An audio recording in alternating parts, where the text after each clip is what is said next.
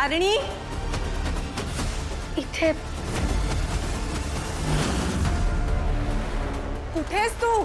इथे कुठे?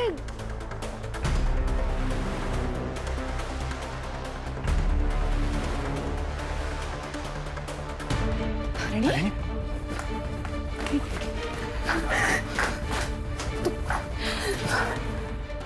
तू ठीक आहेस ना?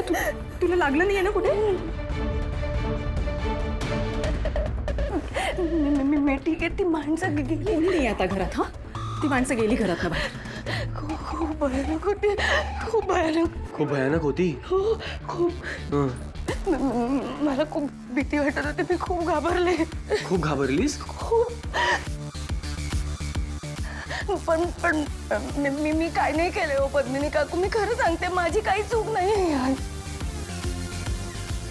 तारिणी, आम्हाला माहितीये तुझी काहीही चूक नाहीये. मी कमिशनर सरांना फोन करते आता. तू काळजी करू नको. म्हणजे पोलीस केदार? अरे पोलीस आले तर ते माझी चौकशी करतील आणि आपल्या घराबद्दल बातमी येईल का? तारिणी, तुझी चौकशी कोणीही करणार नाहीये आणि खांडेकरांचं नाव मध्ये येणार नाही. ही जबाबदारी माझी आहे. पोलिसांशी काय बोलायचं ते मी बघून घे. ओके? आता ताई म्हणतायत ना की सगळं बघून घेतील. हं? नको काळजी करूस. सगळं संपलंय आता. सगळं संपलंय? तू बापूराव जामखंडेंना ओळखतोस? या घराची ही जी अवस्था केली आहे ना, हा फक्त ट्रेलर आहे. ऍक्शन मूवी अजून बाकी आहे. या घरातल्या प्रत्येकाला, या फॅमिलीतल्या प्रत्येकाला शोधून शोधून तो बदला घेणार आहे. आणि फक्त याच्यामुळे, हे फक्त याच्यामुळे होतं, या केदारमुळे. मी सांगत होतो याला घरात घेऊ नका म्हणून त्याने वाट लावली सगळी. केदारची यात काहीच चूक नाहीये. ताई, एवढं होऊन सुद्धा तुम्ही त्यांनाच सपोर्ट करताय. आज केदारने त्या इंटरव्ह्यू मध्ये त्या बापूराव साहेबांचा जो काही इन्सल्ट केला त्याचे परिणाम आपल्याला भोगावे लागणार आहेत. इथे आमची काय कंडिशन झाली आहे त्याचा एकदा तरी विचार करा. ताई, आज केदारने जे काही केलंय ना, त्यामुळे आम्हाला जीव गमवावा लागला असता. त्यात केदारची काहीही चूक नव्हती.